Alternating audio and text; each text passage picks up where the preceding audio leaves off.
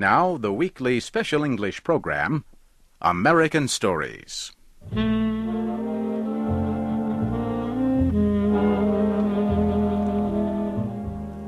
Our story today is called The Line of Least Resistance. It was written by Edith Wharton. Here is Larry West with the story.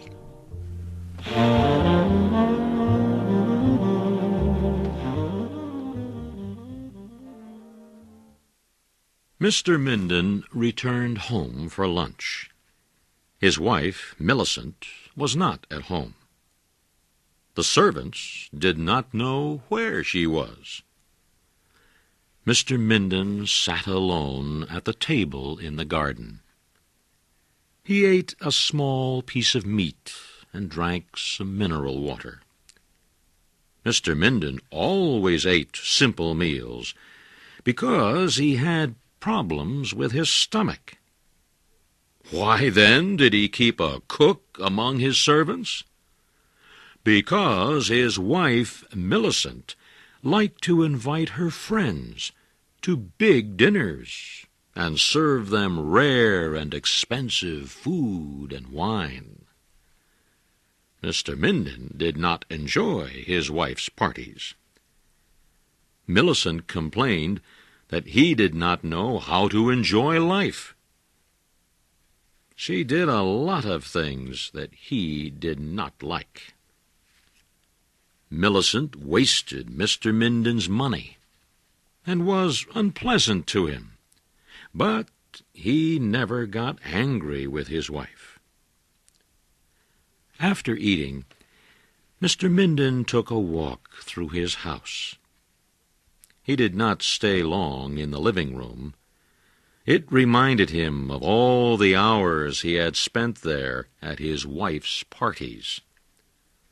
The sight of the formal dining room made him feel even more uncomfortable. He remembered the long dinners where he had to talk to his wife's friends for hours. They never seemed very interested in what he was saying. Mr. Minden walked quickly past the ballroom, where his wife danced with her friends. He would go to bed after dinner, but he could hear the orchestra playing until 3 in the morning.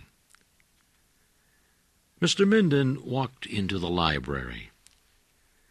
No one in the house ever read any of the books, but Mr. Minden was proud to be rich enough to have a perfectly useless room in his house. He went into the sunny little room where his wife planned her busy days and evenings. Her writing table was covered with notes and cards from all her friends. Her waste-paper basket was full of empty envelopes that had carried invitations to lunches, dinners, and theater parties. Mr. Minden saw a letter crushed into a small ball on the floor. He bent to pick it up. Just as he was about to throw it into the waste-paper basket, he noticed that the letter was signed by his business partner, Thomas Antrim. But Antrim's letter to Mr. Minden's wife was not about business. As Mr. Minden read it, he felt as if his mind was spinning out of control. He sat down heavily in the chair near his wife's little writing table. Now the room looked cold and unfamiliar. "Who are you?" the walls seemed to say. "Who am I?" Mr. Minden said in a loud voice. "I'll tell you who I am. I am the man who paid for every piece of furniture in this room. If it were not for me and my money, this room would be empty."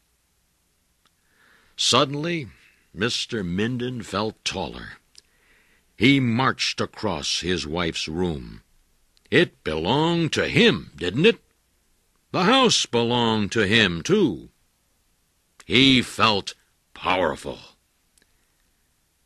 He sat at the table and wrote a letter to Millicent. One of the servants came into the room. "Did you call, sir?" he asked. "No," Mr. Minden replied. "But since you are here, please telephone for a taxicab at once." The taxi took him to a hotel near his bank. A clerk showed him to his room. It smelled of cheap soap. The window in the room was open, and hot noises came up from the street. Mr. Minden looked at his watch. 4 o'clock. He wondered if Millicent had come home yet and read his letter. His head began to ache, and Mr. Minden lay down on the bed. When he woke up, it was dark. He looked at his watch. 8 o'clock. Millicent must be dressing for dinner. They were supposed to go to Mrs. Targe's house for dinner tonight. Well, Mr. Minden thought, Millicent would have to go alone. Maybe she would ask Thomas Antrim to take her to the party. Mr. Minden realized he was hungry. He left his room and walked down the stairs to the hotel dining room. The air, smelling of coffee and fried food, wrapped itself around his head. Mr. Minden could not eat much of the food that the hotel waiter brought him. He went back to his room, feeling sick. He also felt hot and dirty in the clothing he had worn all day. He had never realized how much he loved his home. Someone knocked at his door. Mr. Minden jumped to his feet. "Minden?" a voice asked. "Are you there?" Mr. Minden recognized that voice. It belonged to Lawrence Macy. 30 years ago, Macy had been very popular with women, especially with other men's wives. As a young man, he had interfered in many marriages. Now, in his old age, Lawrence Macy had become a kind of marriage doctor. He helped husbands and wives save their marriages. Mr. Minden began to feel better as soon as Lawrence Macy walked into his hotel room. 2 men followed him. One was Mr. Minden's rich uncle, Ezra Brownrigg. The other was the Reverend Dr. Bonifant, the minister of St. Luke's Church, where Mr. Minden and his family prayed every Sunday. Mr. Minden looked at the 3 men and felt very proud that they had come to help him. For the first time in his married life, Mr. Minden felt as important as his wife Millicent. Lawrence Macy sat on the edge of the bed and lit a cigarette. "Mrs. Minden sent for me," he said. Mr. Minden could not help feeling proud of Millicent. She had done the right thing. Macy continued, "She showed me your letter. She asks you for mercy." Macy paused and then said, "The poor woman is very unhappy, and we have come here to ask you what you plan to do." Now, Mr. Minden began to feel uncomfortable. "To do?" he asked. "To do? Well, I plan to leave her. Macy stopped smoking his cigarette. Do you want to divorce her? He asked. Why, yes, Mr. Minden replied.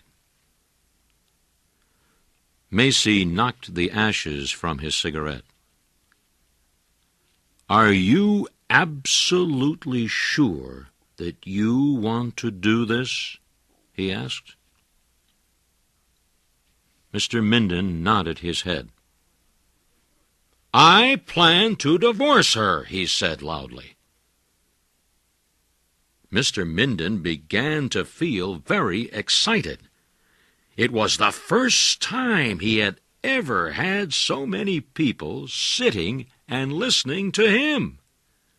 He told his audience everything, beginning with his discovery of his wife's love affair with his business partner, and ending with his complaints about her expensive dinner parties. His uncle looked at his watch. Dr. Bonifant began to stare out of the hotel window. Macy stood up. Do you plan to dishonor yourself, then? He asked. No one knows what has happened. You are the only one who can reveal the secret. You will make yourself look foolish. Mr. Minden tried to rise, but he fell back weakly. The three men picked up their hats. In another moment, they would be gone. When they left, Mr. Minden would lose his audience and his belief in himself and his decision. I won't leave for New York until tomorrow, he whispered. Lawrence Macy smiled. Tomorrow will be too late, he said. Tomorrow, everyone will know you are here. Macy opened the hotel room door. Mr. Brownrigg and Dr. Bonifant walked out of the room.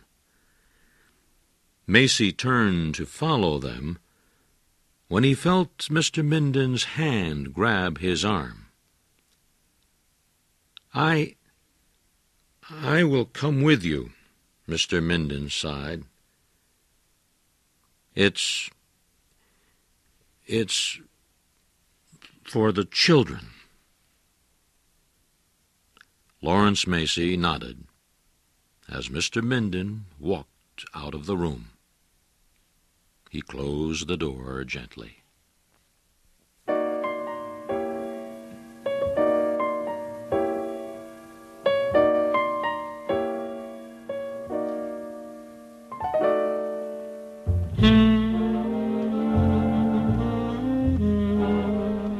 You have just heard the story, The Line of Least Resistance.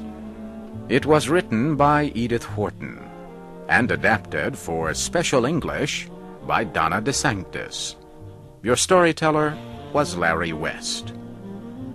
For VOA Special English, this is Shep O'Neill.